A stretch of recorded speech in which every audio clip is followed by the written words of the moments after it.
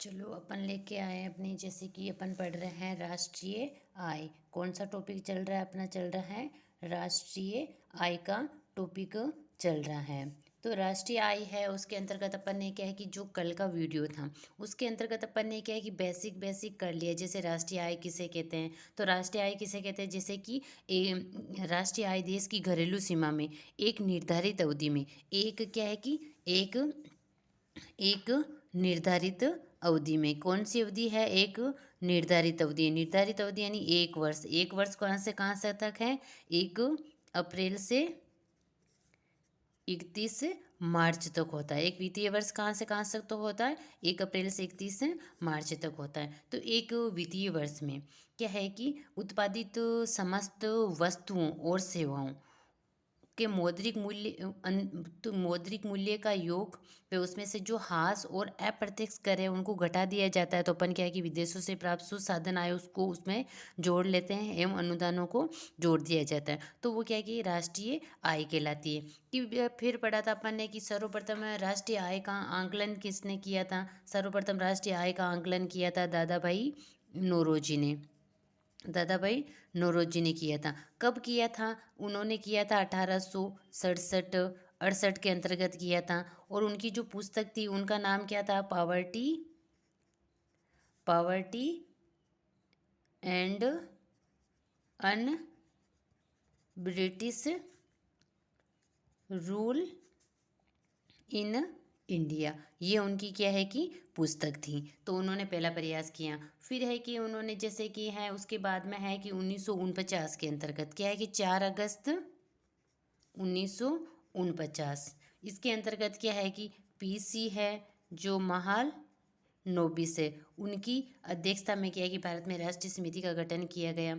फिर है कि राष्ट्रीय आय की गणना करने के लिए क्या है कि 1951 में राष्ट्रीय आय की गणना के लिए क्या है कि केंद्रीय सांख्यिकी संगठन CSO की स्थापना की गई थी। कब की गई थी? CSO की स्थापना 1951 के अंतर्गत की गई। और फिर इसकी CSO है उसकी सहायता के लिए क्या है कि NSSO को क्या है कि स्थापना की गई। तो इस प्रकार है। और फिर अपन ने क्या है कि जैसे GDP और फिर है जीडीपी के बाद में अपन ने क्या है कि जीडीपी है, जीडीपी के बाद में अपन क्या करें? एनडीपी। फिर है जैसे अपना एन एन क्या जी मतलब GNP की पी के बाद में NNP। ये ज्ञात करना, ये इसकी क्या है कि कोटेशन सीखी थी। जीडीपी किसे कहता है? जैसे कि एक किसी देश की घरेलू सीमा में 1 वर्ष के अंतर्गत क्या है कि उत्पादित वस्तुओं और सेवाओं का जो अंतिम मौद्रिक मूल्य होता है उसके योग को अपन क्या है कि जीडीपी कहते हैं। फिर है कि जीएनपी है, तो जो अंतिम मौद्रिक मूल्य है उसमें से क्या है कि जीडीपी है उसमें से माइनस जैसे कि मूल्यह्रास है। मूल्यह्रास को अपन निकाल देंगे तो अपन को क्या ज्ञात हो जाएगी? एनडीपी प्राप्त हो जाएगी, मतलब नेट डोमेस्टिक प्रोडक्ट। यह है जैसे कि ग्रोथ डोमेस्टिक यानी सकल घरेलू उत्पाद है, सकल में से अपन को शुद्ध ज्ञात करना है तो उसमें कैसे मूल्यह्रास घटा देंगे तो अपन को ये ज्ञात हो जाएगा।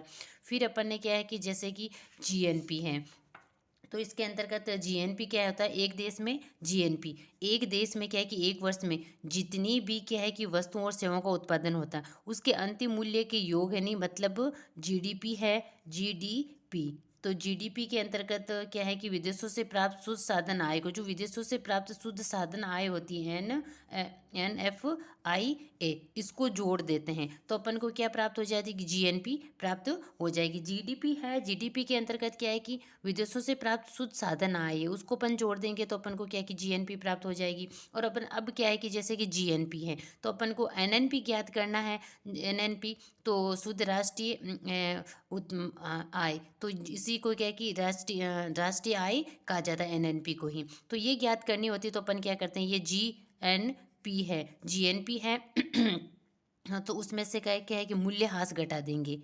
मूल्यह्रास घटा देंगे तो अपन को क्या प्राप्त हो जाएगा? NNP प्राप्त हो जाएगा। तो मैं उम्मीद करती हूँ कि आपको इस वीडियो के अंतर्गत जीडीपी, एनडीपी, जीएनपी और एनएनपी ये सारे के सारे तो क्या है कि आपको जैसे कि इनकी कोटेशन आपको याद हो गई होगी। जैसे कि जीडीपी है, जीडीपी क्या है कि एक जैसे क्या है कि किसी देश की घरेलू सीमा है, उसमें क्या है कि एक वर्ष में क्या है कि उत्पादित वस्तुओं और सेवाएं होती है, उसके जो मौद्रिक मूल्य का अंतिम योग होता है वो तो क्या कहलाता है, जीडीपी कहलाता है। फिर है कि जीडीपी में से अगर अपन मूल्यह्रास घटा देंगे तो अपन को क्या हो, शुद्ध एनडीपी प्राप्त हो जाएगा, तो एनडीपी प्राप्त हो जाएगा। फिर है कि जैसे कि जीएनपी है, तो जीएनपी अपन क्या है कि जो जीडीपी है, जीडीपी के अंतर्गत जो विदेशों से प्राप्त जो साधन आए उसको अपन जोड़ लेंगे ना, तो अपन को क्या है कि जीएनपी प्राप्त हो जाएगा, ग्रोथ नेशनल प्रोडक्ट, ये प्राप्त हो जाएगा। फिर है कि अपन को एनएनपी ज्ञात करना है, तो जो जीएनपी है, जीएनपी में से अपन क्या है कि मूल्यह्रास घटा देंगे तो अपन को क्या है कि एनएनपी यानी शुद्ध राष्ट्रीय आय प्राप्त हो जाएगी। उम्मीद करती हूँ कि यहाँ तक क्या है कि आपको क्या है कि समझ में आ गया होगा। उसके बाद में मैंने जैसे कि आपको पढ़ाया था कि क्या है कि चेंज किसके आधार पर होता है, कौन सी, जैसे कि चेंज है, जैसे कि अपन ने ये उसके बाद में क्या देखा था अपन ने, जैसे कि यह है जीडीपी, जीडीपी मार्केट प्राइस है। फिर है कि एनएनपी, यह है फैक्टर कॉस्ट। तो इसमें मैंने आपको बताया कि जैसे ये पहला चेंज है, वो पहला चेंज किसके आधार पर होता है, ये चेंज होता है अपना क्या है कि मूल्यह्रास के आधार पर चेंज होता है, पहला चेंज। फिर है कि ये दूसरा चेंज है, ये दूसरा चेंज है, दूसरा चेंज किसके आधार पर होता है, दूसरा चेंज होता है अपने क्या है कि जैसे कि ये दूसरा चेंज है, दूसरा चेंज होता है विदेशों से प्राप्त एनएफआई के आधार पर चेंज होता है दूसरा चेंज। फिर है कि ये जो तीसरा चेंज है, तीसरा चेंज किसके आधार पर होता है, ये तीसरा चेंज है वो होता है टैक्स और टैक्स वे सब्सिडी के आधार पर चेंज होता है। तो है कि पहला चेंज किसके आधार पर होगा, मूल्यह्रास के आधार पर। फिर दूसरा चेंज होगा विदेशों से प्राप्त साधन के आधार पर। फिर तीसरा चेंज है वो किसके आधार पर होगा, टैक्स वे सब्सिडी के आधार पर चेंज होता है। फिर है कि इसके बाद में अपन ने क्या पढ़ा था, उत्पत्ति के साधन पढ़े थे कि उत्पत्ति के साधन कितने होते हैं, उत्पत्ति के साधन पढ़े थे अपन ने। तो उत्पत्ति के साधन कितने बताए थे, उत्पत्ति के साधन क्या बताए थे, 4 साधन बताए थे आपको। कितने साधन बताए गए थे, 4 साधन बताए गए थे। जैसे कि पहला साधन था पूंजी, पूंजी पर अपन को क्या मिलता है, पूंजी पर, तो उस पर अपन को मिलता है ब्याज। दूसरा अपन को क्या बताया गया था, दूसरी बताई गई थी भूमि, भूमि पर क्या दिया जाता है, लगान दिया जाता है। फिर तीसरा है श्रम, श्रम पे क्या मिलती है अपन को, मजदूरी मिलती है, क्योंकि श्रम काम करता है उसको बदले मजदूरी दी जाती है। उद्यम और साहस है, साहस पे क्या है, साहस पे मिलता है अपन को लाभ। तो ये क्या है कि उत्पत्ति के 4 साधन है। तो आज की वीडियो इसमें है कि आपको इतना याद रखना है कि जीडीपी किसे कहते हैं, एनडीपी किसे कहते हैं, एनएनपी कहते हैं, और जीएनपी और एनएनपी ये है, ये कैसे ज्ञात किया जाता है। फिर आपको याद करना है कि जैसे कि ये किसके आधार पर, जैसे जीडीपी एनएनपी, ये आपको उस समय काम आएगा जब आप क्या है कि समीकरण बनाओगे, तो समीकरण में ये आपको काम आएगा। जैसे पहला चेंज होगा आपके मूल्यह्रास के आधार पर, दूसरा चेंज होगा आपके किसके आधार पर होगा, इसके आधार पर विदेशों से प्राप्त साधन आय के आधार पर प्राप्त होता है, और तीसरा है चेंज वो किसके आधार पर होता है, टैक्स वे सब्सिडी के आधार पर चेंज होता है। फिर है उत्पत्ति के 4 साधन है, उत्पत्ति के 4 साधन हो गए। फिर है कि उसके बाद में अपन क्या करेंगे, जो अगला है वीडियो, उसमें अपन क्या है कि जैसे अवधारणा लेके बैठे, उन अवधारणा को अपन क्या है कि करने की कोशिश करेंगे। जैसे कि एक अवधारणा, जैसे पहले अपन ने ले ली 8 अवधारणा, 8 अवधारणा में से देखो एक अवधारणा ये है, जैसे जीडीपी मार्केट प्राइस है बराबर, अपन को देखना है कि जैसे कि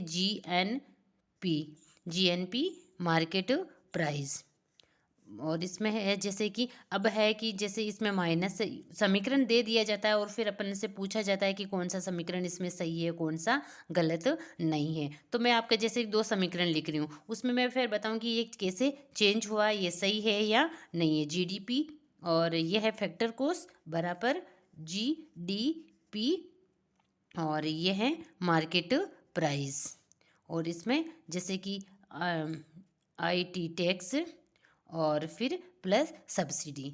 तो आप इसमें देखिए जैसे ये आपके लिए समीकरण है, तो आपको कैसे पता चला कि ये आप पता चलेगा कि ये समीकरण आपके लिए सही है या नहीं है। जैसे कि पहला चेंज है, पहला चेंज मीन्स किसके आधार पर ये चेंज है, ये देखो ये किसके आधार पर बताया था, अपने देखो उत्पत्ति के ने मूल्य ह्रास के आधार पर बताया, तो इसमें क्या है कि पहला चेंज नहीं है।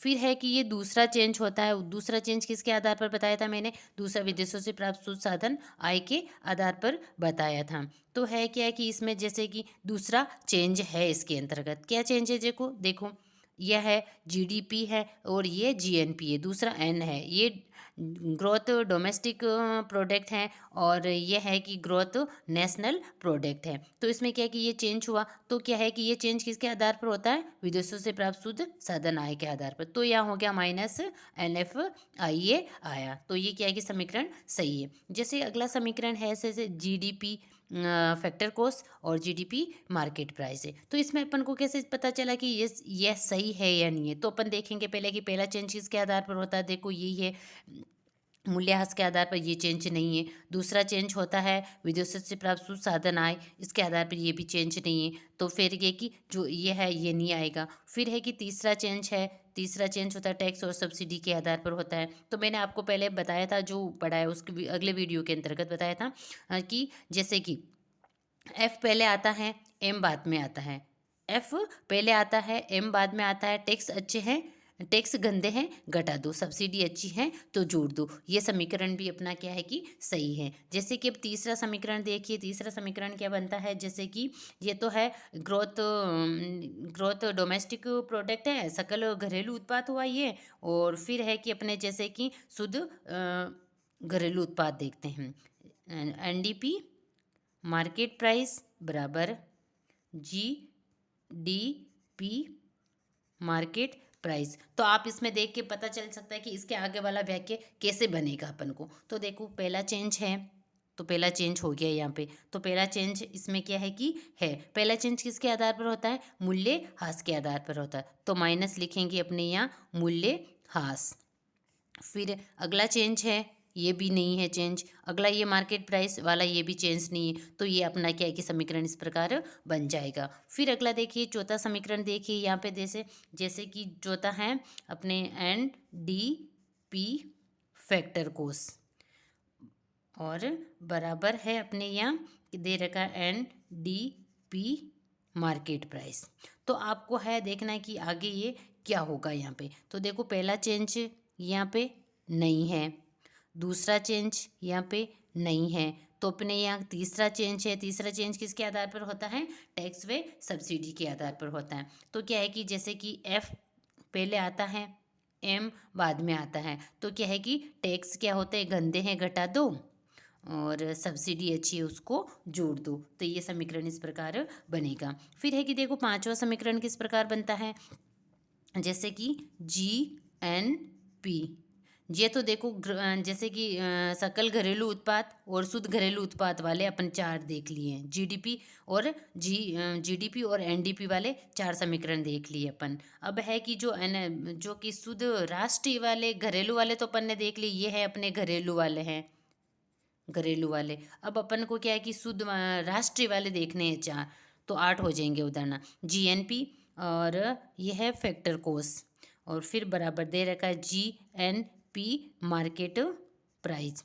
तो फिर अपन को यह कि अगला समीकरण अपन को बनाना है कि वो समीकरण कैसे बनेगा। तो इससे पहला चेंज है ये यहाँ पे नो चेंज, दूसरा है नो चेंज, तीसरा चेंज है, तीसरा चेंज होता है टैक्स व सब्सिडी के आधार पर। वही कि अपना फॉर्मूला, जैसे कि एफ पहले आता है, एम बाद में आता है, टैक्स गंदे हैं उसको घटा दो, सब्सिडी अच्छी है उसको जोड़ दो। तो इसका ये समीकरण बनेगा। फिर है कि जैसे कि 6 नंबर का आप देखिए, 6 नंबर का समीकरण देखिए, इसमें क्या है कि जैसे कि GNP और जैसे 6 नंबर में है अपने ये 5 हो गया, 5 नंबर का तो ये है। फिर है कि 6 नंबर में GNP मार्केट प्राइस बराबर GNP और क्या है कि यहाँ पे वापस मार्केट प्राइस है। GNP मार्केट प्राइस है, फिर GNP क्या है कि यहाँ पर क्या ये नहीं, इसमें देखो समीकरण GNP है और यहाँ कर दिया GDP, ठीक है, जीडीपी। ये समीकरण ऐसा है। तो इस समीकरण के आप अंदर का देखिए, पहला चेंज है नहीं है, दूसरा चेंज है यस, दूसरा चेंज है। दूसरा चेंज किस पर आधार पर होता है, विदेशों से प्राप्त शुद्ध साधन आय के आधार पर। तो माइनस हो गया अपने क्या है कि जिसमें कर देंगे माइनस NFIA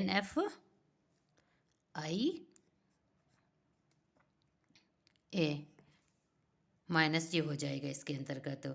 फिर है जैसे कि ये हो गया, और ये है तीसरा चेंज नहीं है। अब 7 नंबर के उदाहरण देखिए, इसके अंतर्गत क्या है कि N N P market price बराबर क्या होता है, G N P market price. तो अपन को है कि ये आगे क्या आएगा, मूल्यह्रास आएगा, विदेशों से प्राप्त शुद्ध साधन आएगी, टैक्स या सब्सिडी आएगी, कौन सा आएगा। तो अपन की वही अवधारणा है, कैसे ज्ञात करेंगे। जैसे कि पहला चेंज है, हाँ पहला चेंज है किसके आधार पर होता है, मूल्यह्रास के आधार पर होता है, माइनस मूल्यह्रास।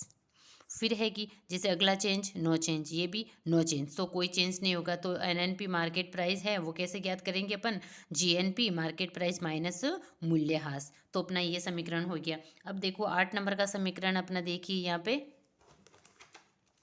8 नंबर का समीकरण देखिए, ये क्या है कि N N P factor cost बराबर N N P market price. तो है कि अभी देखिए अगला वाला समीकरण कैसे होगा। देखो पहला चेंज नो चेंज, दूसरा चेंज नो चेंज, तीसरा चेंज है तो ठीक है, तीसरा चेंज है। इसमें क्या है कि एफ पहले आता है, एम बाद में आता है, तो टैक्स गंदे है उसको घटा दो, सब्सिडी अच्छी है उसको जोड़ दो। तो इस प्रकार है कि ये क्या है कि 8 अवधारणाएं। इस अवधारणा को जैसे कि आपको क्या है कि दे दिया, जैसे कि 4 दे देंगे, जैसे कि यहाँ तो आना तो था, जैसे इस अवधारणा को ही ले लिया उन्होंने। उन्होंने क्या किया, कभी उसमें क्या है कि यहाँ प्लस कर देंगे, कभी इसमें माइनस कर देंगे, और कभी कुछ कर देंगे, फिर बोलेंगे इनमें से कौन सा समीकरण क्या है कि अपना सही है। तो आप ये समीकरण सही होने का एक यही दे सकते हो कि आपको पता चल जाना चाहिए, आपको यही है कि पहला चेंज किसके आधार पर होता है, दूसरा चेंज किसके आधार पर होता है, तीसरा चेंज किसके आधार पर होता है। तो उसके आधार पर क्या है कि आपको ये पता चल जाएगा कि यहाँ है। जैसे कि अगर उनको गलत करना है, एक में तो वाक्य में यही दे दिया होगा, दूसरे वाक्य में यहाँ क्या कर देंगे, यहाँ तो प्लस कर देंगे, यहाँ माइनस कर देंगे, और तीसरा वाक्य उन्होंने ऐसा दे दिया जिसमें माइनस मूल्यह्रास कर देंगे, और एक दे दिया है कि उसमें क्या है कि जैसे कि विदेशों से प्राप्त शुद्ध साधन आय कर देंगे। तो उसमें से पूछ लेंगे कि इसमें से शुद्ध सही वाक्य कौन सा। तो आपको क्या है कि ये 8 अवधारणा है, वो क्या है कि आपको आनी चाहिए कि उसको चेंज कैसे करते हैं। तो चेंज करने का है यही बताया है कि बस ये याद रखना आपको कि जैसे कि किन किन का आधार पर चेंज होता है। पहला चेंज किसके आधार पर होता है, दूसरा चेंज किसके आधार पर होता है, तीसरा चेंज किसके आधार पर होता है। उसके आधार पर आप क्या है कि इनको की सारे के सारे को आप क्या है कि कंप्लीट कर सकते हो। फिर अगला देखिए, जैसे कि अब आपका क्या करेंगे, ये तो आपका रफ है। अगर आप उसको फेर में करना चाहते हो तो उसमें आप क्या है कि फेर में भी इसको कर सकते हो। ठीक है, फिर अपन क्या है कि अपना क्या है कि अगला जैसे देखेंगे, ये हो गया। अब आपको जो सारे के सारे समझा रखें। फिर है कि अपन क्या करेंगे, इसमें है जो सो की उत्पत्ति के 4 साधन है वो भी आपको बता दिए गए हैं, और किस प्रकार उसका पक्षांतरण होता है उस पक्षांतरण को आपको बता दिया गया। अब अपन क्या ये देखेंगे कि राष्ट्रीय आय है, राष्ट्रीय आय है उसके अंतर्गत क्या है कि क्या जुड़ता है और क्या नहीं जुड़ता है। तो देखिए राष्ट्रीय आय के अंतर्गत अपन को क्या, उसके अंतर्गत क्या जोड़ना है और क्या नहीं जोड़ सकते हैं। तो इसमें देखिए आपको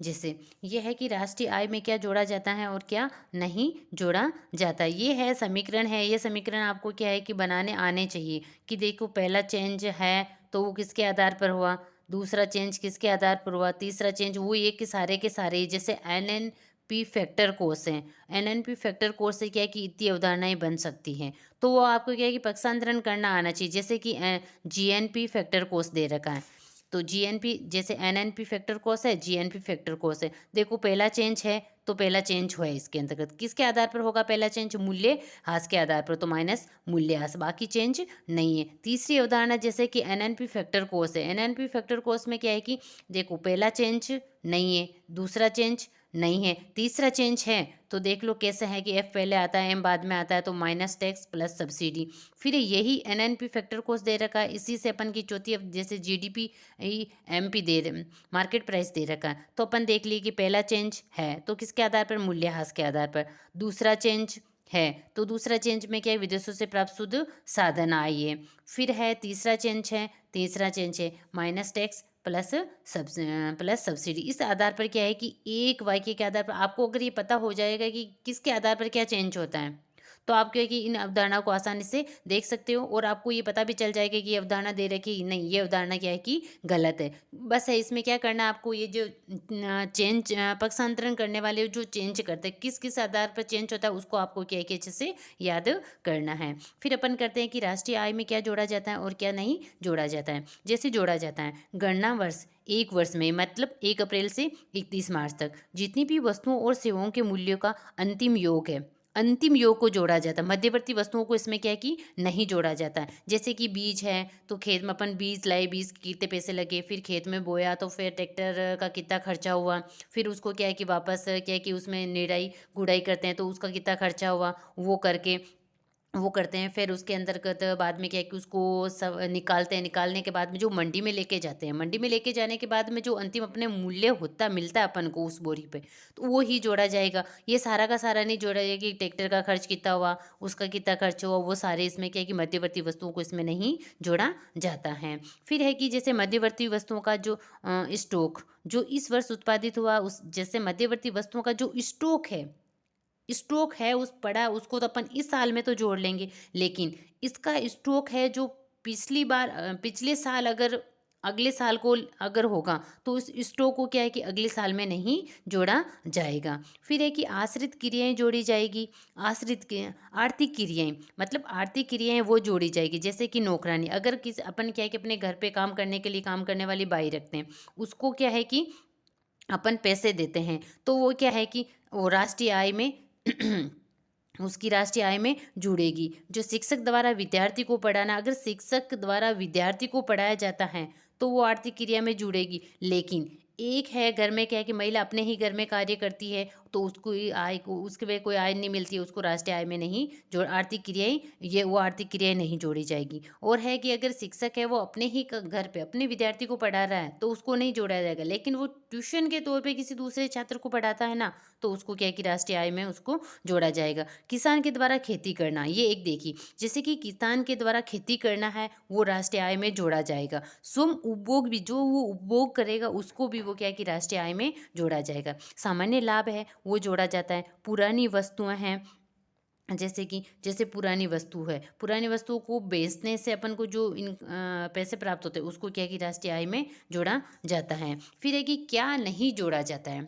फिर है कि मध्यवर्ती मूल्य, जैसे कि वही बताया था कि बीच में जो जैसे कि हमने क्या है कि कुर्सी बनाई है, कुर्सी के लिए अपने लकड़ी लेके आए, उसको फिर पेंट की है, उसको बनवाई है, उसको क्या है कि फिर उसको क्या है कि पैक करने के लिए अपन पैक करके उसमें मार्केट में क्या है कि बेचने के लिए उसको छोड़ दिया। फिर बेचने में उनके बीच में जो जो कार्य हुआ है उसको क्या है कि अपन इसमें राष्ट्रीय आय में नहीं जोड़ेंगे। अंतिम मूल्य मतलब जब वो बिकी उसका प्राइस कितना था 1,000 रुपये, वो 1,000 रुपये ही जोड़ेगा। पहले कलर के कितने रुपए लगे, लकड़ी के कितने रुपए लगे, वो क्या है कि मध्यवर्ती नहीं जोड़ा जाता है। पिछले साल का स्टॉक नहीं जोड़ा जाएगा, वही है जैसे कि इस साल अपन ने क्या है कि 10 बोरी हुई है गेहूं की, 10 बोरी गेहूं हुआ है, लेकिन पिछले साल की 5 बोरी गेहूं पड़ा है तो वो क्या है कि इस वर्ष में नहीं जोड़ा जाएगा, क्योंकि ये पिछले वर्ष की राष्ट्रीय आय में भी जोड़ा जा चुका है। तो ये 5 बोरी नहीं जोड़ा जाएगा, ये 10 बोरी है वही गेहूँ जोड़ा जाएगा, क्योंकि ये पिछले वर्ष का स्टॉक है। वो पिछले वर्ष का स्टॉक है कि पिछले वर्ष की जो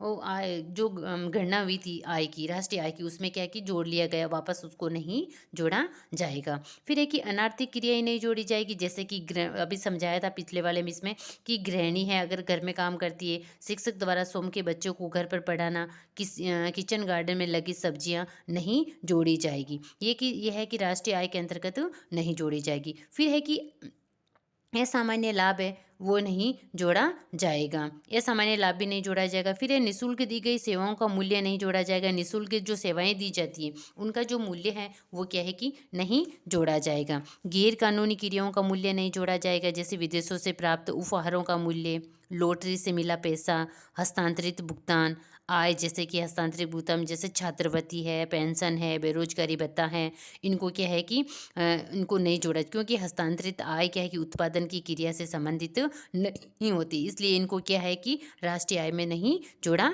जाता है। ये किसी भी अवधारणा में नहीं जोड़ा जाता, जैसे कि यह है हस्तांतरित आय उत्पादन क्रिया से संबंधित नहीं है, इसलिए ये किसी भी अवधारणा में नहीं जोड़ा जाता। जैसे जीडीपी है, और जीएनपी है, एनएनपी है, एनडीपी, किसी भी अवधारणा में ये क्या है कि नहीं जोड़ा जाएगा। फिर अगला देखिए कौन सा जोड़ा जाता है और क्या नहीं जोड़ा जाता है। जैसे इसको देखिए आप, जैसे कि राष्ट्रीय आय है, पुरानी वस्तुओं को बेच करके कि पुण्य बिक्री उससे प्राप्त आय नहीं जोड़ी। जैसे पुरानी वस्तु अपने पास थी, उसको अपन ने क्या है कि बेच दिया है, तो उसको क्या है कि राष्ट्रीय आय में नहीं जोड़ा जाएगा और दलाली जोड़ी जाएगी। मतलब बीच में जो दलाल व्यक्ति है उसमें क्या है कि जो अलग पैसे अपने लिए दलाली करता है उसको तो जोड़ा जाएगा, लेकिन पुरानी वस्तु की जो है कि पुण्य बिक्री है तो उसे को नहीं जोड़ा जाएगा। फिर है कि जैसे कि नोट है, राष्ट्रीय आय में एनएनपी फैक्टर कोस मूल्यह्रास नहीं जोड़ा जाता है, जबकि क्या है कि राष्ट्रीय आय है उसमें क्या है कि मूल्यह्रास नहीं जोड़ा जाता है। लेकिन जो सकल घरेलू उत्पाद होता है उसमें क्या है कि मूल्यह्रास जुड़ा होता है, क्योंकि ये तो है कि शुद्ध राष्ट्रीय आय है और ये क्या है कि सकल घरेलू उत्पाद, सकल है, कुल के अंतर्गत तो सारी चीज़ें होती हैं, लेकिन शुद्ध होती है तो उसमें क्या है कि कचरा होता है उसको अपन बाहर निकालते हैं, यही समझ लीजिए। जैसे कि एनएनपी है ये शुद्ध है, तो शुद्ध में क्या है कि शुद्ध तभी होगा जिसमें से उसमें क्या है कि बेकार वस्तु है उसको अपन बाहर निकाल देंगे। और जो क्या है कि कुल तो वही होगा जिसमें क्या है कि सारी वस्तुएं, बेकार वस्तुएं भी हैं और काम की वस्तुएं भी ऐड है, तो उसमें क्या है कि राष्ट्रीय आय है उसमें क्या है कि मूल्यह्रास जुड़ा नहीं होता है। लेकिन जीडीपी है जो क्या है कि सकल घरेलू उत्पाद है उसमें क्या है कि मूल्यह्रास जुड़ा होता है। मूल्यह्रास जुड़ा होता है किस किस में, क्या है कि मूल्यह्रास जुड़ा होता है और किस में मूल्यह्रास नहीं जुड़ा होता है, ये देखना है आपको।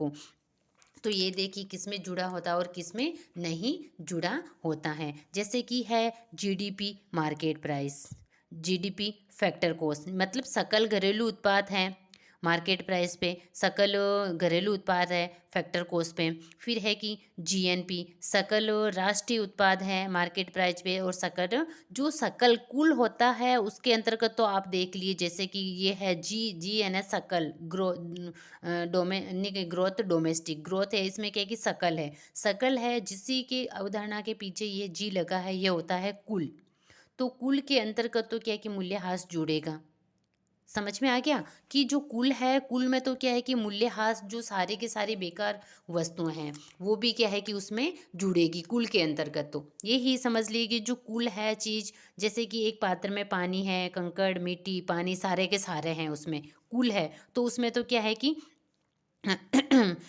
उसमें तो कुल के अंतर्गत तो मूल्यह्रास, क्योंकि उसमें कचरा भी है, पानी भी है, उस कंकड़ पत्थर वो सारे के सारे मिक्स है। अगर उस पानी को शुद्ध करना है तो अपन क्या करेंगे कि उसमें से जो कचरा है, जो मिट्टी है, उस सारे को अपन कहेंगे छान लेंगे, तो वो क्या हो जाएगी अपनी शुद्ध हो जाएगी। तो जैसे कि ये है नेशनल नेट, पहला है नेट यानी शुद्ध, ये नेट शुद्ध है, ये है नेट नेशनल, नेट और नेशनल, नेट और नेशनल। तो इनमें है जो शुद्ध है, शुद्ध में क्या है कि मूल्यह्रास नहीं जुड़ा होता है, तभी तो वो शुद्ध हुआ, कि उसमें से अपन क्या है कि गंदगी को बाहर निकाल दो, अगर अच्छे अच्छे पानी को रखो तो वो क्या है कि शुद्ध होगा। तो शुद्ध में क्या है कि कचरा नहीं जुड़ा होता है, तो उसमें मूल्यह्रास नहीं जुड़ा होता है। अब देखिए विदेशों से प्राप्त शुद्ध साधन आइए, वो क्या है कि ये एनएफआई किस में जुड़ा होता है और किस में नहीं जुड़ा होता है। ये क्या है कि आमतौर क्वेश्चन आते हैं, फिर अपन को क्या है इसको अच्छे से समझते नहीं, तो उसको क्या है कि अपन क्या है कि रट्टा लगा लेते हैं उनको, जैसे जीडीपी किसे कहते हैं, जीएनपी कैसे कहते हैं, एनएनपी किसे कहते हैं, उसको अपन ने क्या है कि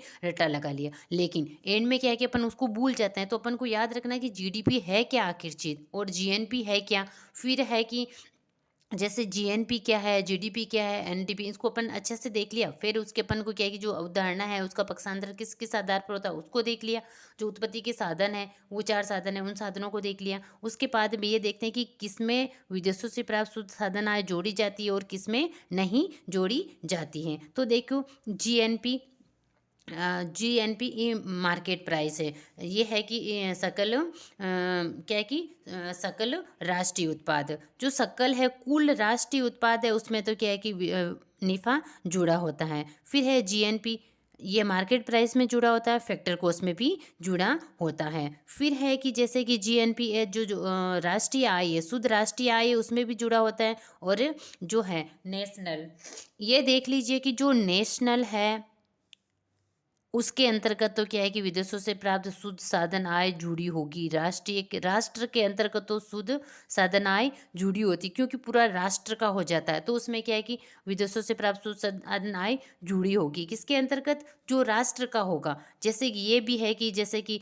सकल नेशनल यानी सकल राष्ट्रीय उत्पाद है, ये भी सकल राष्ट्रीय उत्पाद है, और ये शुद्ध राष्ट्रीय उत्पाद है। तो राष्ट्र के अंतर्गत तो अपन है विदेशों से प्राप्त शुद्ध साधन आय को जोड़ेंगे तभी तो वो एक राष्ट्र होगा। लेकिन जो घरेलू होती है ना, उसके अंतर्गत क्या है कि अपने विदेशों से प्राप्त शुद्ध साधन आय को नहीं जोड़ेंगे। जैसे घरेलू है डोमेस्टिक डोमेस्टिक डोमेस्टिक डोमेस्टिक, आप ये याद रखिए। जो डोमेस्टिक घर घर है, घर के अंतर्गत विदेशों की आय नहीं जोड़ेंगे। तो ये याद रखने का एक यही तरीका है। जैसे कि नेशनल हो आएगा तो आपको क्या है कि विदेशों से प्राप्त शुद्ध साधन आय उसमें जुड़ी होगी, और जैसे डोमेस्टिक आएगा बीच में डी, तो उसमें क्या है कि विदेशों से प्राप्त शुद्ध साधन आय नहीं जोड़ी जाएगी। और फिर है कि जैसे कि राष्ट्रीय आय या मूल्यह्रास जुड़ा होता है, किसमें किसमें नहीं जुड़ा होता। तो कुल होगा उसमें तो क्या है कि मूल्यह्रास जुड़ा होगा, जो शुद्ध होगा उसमें मूल्यह्रास नहीं जुड़ा होगा। फिर है कि जैसे कि अगर आपको मेरा ये वीडियो अच्छा लगा है तो आप इसको क्या है कि लाइक कर सकते हो, शेयर कर सकते हो, जिससे क्या है कि अधिक से अधिक बच्चे क्या है कि इसका लाभ उठा सके। और ये वीडियो उनके सबके लिए उपयोगी होगा जो क्या है कि चाहे फर्स्ट ग्रेड हो, सेकंड ग्रेड हो, थर्ड ग्रेड हो, अदर एग्जाम कोई भी एग्जाम हो, जिसमें क्या है कि राष्ट्रीय आय से संबंधित जो टॉपिक आता है वो टॉपिक क्या है कि इसमें से आपकी क्या है कि एक भी क्वेश्चन बाहर नहीं जाएंगे। गारंटी ये है कि बाहर नहीं जाएगी, लेकिन यह है कि आपको यह है कि अवधारणा को अच्छे से समझना होगा जो मैंने समझाई है। अगर आपको इसमें क्या है कि कहीं समझ में नहीं आए तो क्या है कि मेरे वीडियो देखने के बाद में है कि आप क्या है कि जो है कि मैसेज मेरे लिए छोड़ सकते हो, और जितनी भी कोशिश होगी मैं क्या है कि आपका मैसेज है उसका मैं रिप्लाई दूंगी, और जहाँ आपको समझ में नहीं आएगा वो वापस क्या है कि आपको वापस से मैसेज के थ्रू बता दूंगी। जैसे कि है मैंने कोशिश तो यही की है जितनी हो सके कि मैंने इसको मतलब इजी वे में क्या है कि आपको समझाया है, तो आपको आसानी से समझ में आ जाएगा। एक बार समझ में नहीं आएगा, आपको एक बार वीडियो देखिए, फिर उसको आप दूसरी बार वीडियो देखोगे ना तो आपको पता चलेगा हाँ ये बात ऐसे है, हाँ ये ऐसे हो सकता है। तो फिर है कि राष्ट्रीय आय में से आपका एक भी क्वेश्चन बाहर जाने नहीं इसमें से आएगा तो वो गलत नहीं होगा। फिर है कि जैसे कि राष्ट्रीय आय में जैसे कि विदेशों से प्राप्त शुद्ध साधन आय राष्ट्रीय आय में जुड़ा होता और सकल घरेलू उत्पाद में नहीं जुड़ा होता। वही है कि जो राष्ट्रीय आय है राष्ट्र से प्राप्त होगी उसमें तो क्या है कि विदेशों से प्राप्त शुद्ध साधन आय जुड़ेगी, लेकिन जो है कि सकल है घर के अंतर्गत विदेशों से प्राप्त शुद्ध साधन आय नहीं जुड़ेगी। फिर है जैसे कि आपको है कि जैसे एक क्वेश्चन बनते हैं, जैसे निम्न में से किसे विशुद्ध राष्ट्रीय उत्पाद में सम्मिलित नहीं किया जाता है। जो है शुद्ध के अंतर्गत क्या है कि अपन मूल्यह्रास को ब्याज लगान लाभ तो होते हैं, लेकिन शुद्ध को अपन ज्ञात करने के लिए क्या बताया था कि उसमें से मूल्यह्रास को अपन घटा देंगे ना, तो वो क्या है कि राष्ट्रीय आय में शुद्ध बनेगा तब, क्योंकि उसमें से मूल्यह्रास को घटा देंगे। तो इसमें जैसे ब्याज है लगान है लाभ तो जुड़ेंगे, लेकिन मूल्यह्रास सम्मिलित नहीं किया जाता है। फिर है जैसे देखिए कि यह है अपना बाजार कीमतों पर, जैसे मार्केट प्राइस है उस पर क्या है कि सकल राष्ट्रीय उत्पाद जीएनपी मार्केट प्राइस में सम्मिलित नहीं है। जो मार्केट प्राइस जैसे मूल्यह्रास है, फिर अप्रत्यक्ष कर है, मजदूरी व वेतन है, तो इसमें से क्या है कि अनुदान है, वो अनुदान है उसको क्या है कि इसमें राष्ट्रीय उत्पाद, जैसे कि राष्ट्रीय उत्पाद राष्ट्रीय है सकल राष्ट्रीय उत्पाद है, तो कुल राष्ट्रीय जो उत्पाद है उसके अंतर्गत क्या है कि अनुदान है, जैसे कि छात्रवृत्ति है, पेंशन है, क्या है कि निःशुल्क जो सेवाएं हैं, उसको अनुदान को अपन क्या है कि राष्ट्रीय आय के अंतर्गत नहीं इन जोड़ते हैं। मूल्यह्रास जुड़ता है, प्रत्यक्ष कर, मजदूरी, ये सारे के सारे तो जुड़ते हैं, लेकिन ये नहीं जुड़ता है। फिर है कि हस्तांतरण भुगतान सम्मिलित किए जाते हैं। हस्तांतरण भुगतान है वो क्या है कि किसी में भी सम्मिलित नहीं किए जाते। वो अपने पिछले पढ़ा था नहीं, जो हस्तांतरित भुगतान से संबंधित है वो किसी भी अवधारणा में उसको अपन क्या कि सम्मिलित नहीं करेंगे, न तो जीडीपी में होगा, जीएनपी में होगा, न एनडीपी में होगा, किसी में भी सम्मिलित नहीं होगा। फिर है कि निम्न में से कौन सी मद या वस्तु राष्ट्रीय आय में सम्मिलित नहीं है। इनमें से क्या है कि कौन है जो राष्ट्रीय आय में सम्मिलित नहीं है, तो गाना गाने के लिए दिया गया पारिश्रमिक, ये क्या है कि राष्ट्रीय आय में सम्मिलित है, क्योंकि कोई व्यक्ति है अगर यही व्यक्ति शौक के तौर पे अगर गाना गाता था, क्योंकि उसको गाना गाने का शौक है वो गाता है, तो वो क्या है कि राष्ट्रीय आय में सम्मिलित नहीं होता। लेकिन गाना गाने के लिए दिया गया जो व्यक्ति है, जो सिंगर है, वो क्या है कि गाना गाते हैं, उनका है कि वो है कि उनकी एक आय का जरिया है, तो वो उसको क्या है कि अपन सम्मिलित करेंगे। फिर है कि विद्यालय में ट्यूशन फीस का भुगतान, जो विद्यालय है उसमें जो ट्यूशन फीस है उसका भुगतान है, वो तो क्या है कि राष्ट्रीय आय में सम्मिलित होगा। फिर है कि गृहिणी द्वारा किया गया कार्य, एक गृहिणी है खुद के घर में कार्य करती है, तो उसको क्या है कि राष्ट्रीय आय में सम्मिलित नहीं करेंगे। लेकिन यही एक है जो क्या है कि ये आमतौर पर दूसरों व्यक्ति है जो दूसरों के घर पे मजदूरी करने के लिए कार्य करता है, तो उसको क्या है कि आय में सम्मिलित किया जाता है, लेकिन गृहिणी को नहीं। बिस्किट के विक्रय से प्राप्त आय, जो बिस्किट है उसके विक्रय से प्राप्त आय है, उसको भी अपन राष्ट्रीय आय में क्या है कि सम्मिलित करेंगे। तो ठीक है, अब मैंने आज क्या है कि उम्मीद करती हूँ कि जो भी मैंने समझाया है वो क्या है कि आपको अच्छे से समझ में आ गया होगा। अगर नहीं आया है, कहीं पे आपको दिक्कत है, तो आप क्या है कि मेरे है जो क्या है कि कमेंट बॉक्स में क्या है कि आप मैसेज छोड़ सकते हो, जिससे है कि मैं जब भी देखूंगी और जब है कि आपको हो सके तो मैं आपको क्या है कि वापस मैसेज का रिप्लाई भी कर दूंगी। कि अगर कि है कि इतना जितना पड़ा है, जो उदाहरण आपको समझ में नहीं आई है, कौन सा पक्षांतर कैसे होता है, जीडीपी, एनएनपी, जीडीपी और जीएनपी, ये सारी अवधारणा है, उनमें से अगर कोई भी है आपको कोई जैसे कि डाउट हो, उस डाउट को आप क्या है कि मैसेज के थ्रू आप छोड़ सकते हो। कल के वीडियो में अपन क्या करेंगे कि राष्ट्रीय आय है उसको मापने की जो विधियां हैं, उन सारी विधियों को करेंगे अपन। तो मैंने सोचा तो था कि ये 2 वीडियो के अंतर्गत ही कंप्लीट हो जाए, लेकिन राष्ट्रीय आय ऐसा टॉपिक है कि ये कम से कम 10-10, 15-15 घंटे की क्लासेस चलती है ना, तो ये कंप्लीट होता है। लेकिन मैं इतना सोचती हूँ कि जो आप मैंने आपको कराया उसके माध्यम से क्या है कि आप राष्ट्रीय आय है उसको क्या कि कंप्लीट से कर सकते हो। तो कल के वीडियो में अपन क्या करेंगे कि जो राष्ट्रीय आय है उसको मापने की जो विधियाँ हैं, उन विधियों को क्या है कि विस्तार से करेंगे, और उन उत्पादन विधि है उसके जैसे कि अंतिम मूल्य किस में जोड़ा जाता है, किस में नहीं जोड़ा जाता है, उस और कौन सी आय विधि क्या है, उसके बारे में क्या है कि अपने क्या है कि अगले वीडियो के अंतर्गत विस्तार से चर्चा करते हैं। तो ठीक है, फिर मिलते हैं अपन क्या है कि अगले वीडियो के अंतर्गत।